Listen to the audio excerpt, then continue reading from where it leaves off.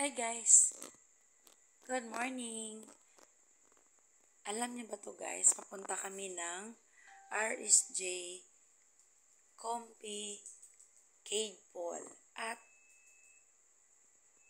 Municipality of Libo, Barangay Plaridel, Province of Dinagat Island.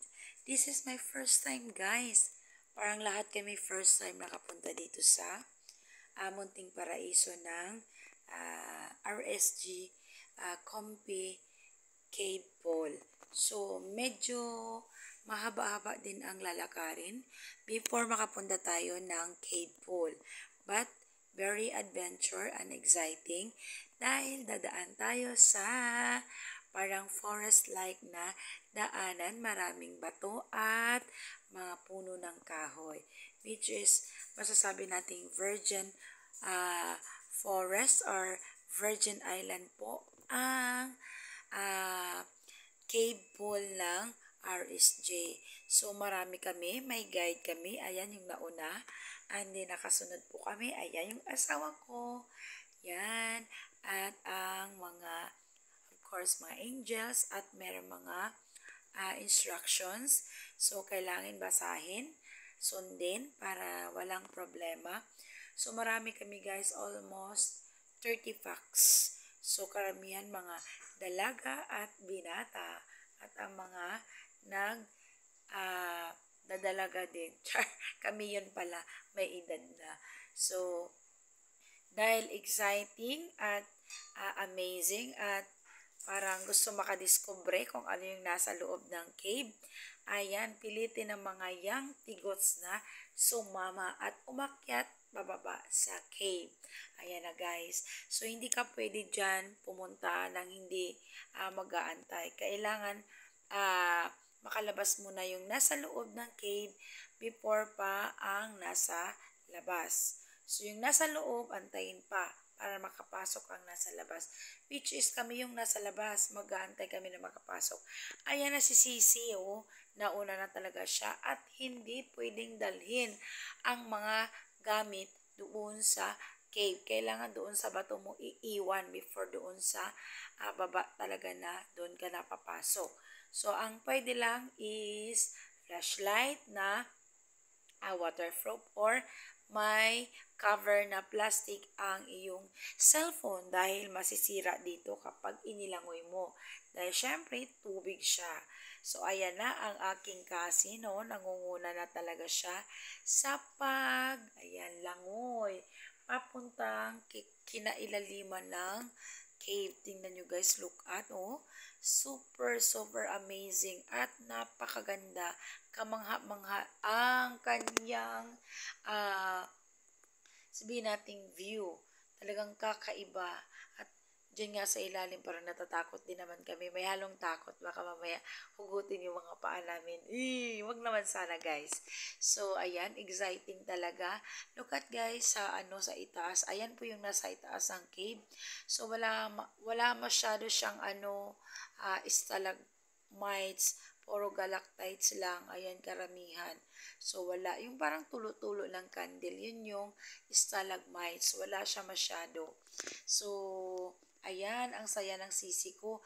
Lahat kami parang ang saya talaga dahil, syempre mga first timer, mga tagaw.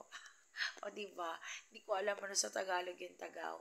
So, ayan, yung aking magandang cousin. Ayan, feel niya talaga dahil pagpasok mo lang yung tubig na nasa cave, alam mo ba, sobrang lamig para siyang may halong ice. But refreshing talaga. Nakaka-relax din. Malalim, yan. Tapos maitim yung nasa ilalim, nakakatakot din. Kaya ang 10 minutes kailangan pagkasyahin namin na makapag-selfie, makapag-video, maka-angle-angle ng mga picture para naman may souvenir. So, ayan, madalian lang talaga na groupie na kami ng pag-picture at pag-video. Buti na lang magaling yung aming taga-video, yung si Alvin, yung aking cousin, anak ng aking cousin. So, medyo rin takot ako dyan ilapat yung mga paa ko talaga. Talagang nilalangoy ko, hindi ako nag-i-stay. Kasi nga, medyo takot din ako, mamaya may humila sa akin. Ayan. Pinagkakasya lang talaga namin yung 10 minutes. Siyempre, merong lambingan, oh, di ba? Kissing-kissing sila. Meron yakapan, ayan. Gropey-gropey, selfie-selfie. Ayan. Sign na talaga na 10 minutes na palabas na kami sa kuweba. Bye-bye, RSG Cave Pool. So, sana makarating pa kami or makapunta pa kami ulit dito. Ayan, guys, yung aming guide na binata. Ayan. Dito matatakotin matapang to masyado. Kami nauna na, mamaya may humila sa paa namin. So far, wala naman at masaya naman kami na lumabas ng kuweba, na-enjoy namin yung 10 minutes na nasa ilalim kami ng kuweba. So, sa first impression ko na nakapasok ng kuweba dito sa RSG, maganda naman siya. Hindi siya yung talagang nakakatakot kasi may ilaw.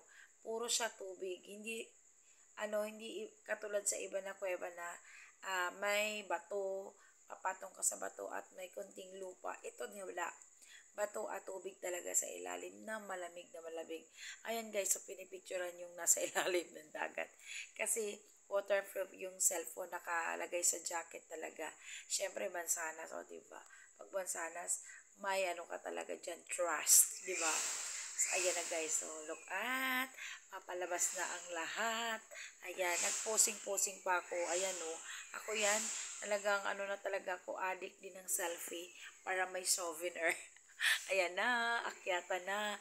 Pero alam niyo ba guys, yung dalawa niya, yung magtatay na yan, nag-eksperimento pa. Talagang sumisid pa sa ilalim para makita nila kung ano yung nasa ilalim. O diba?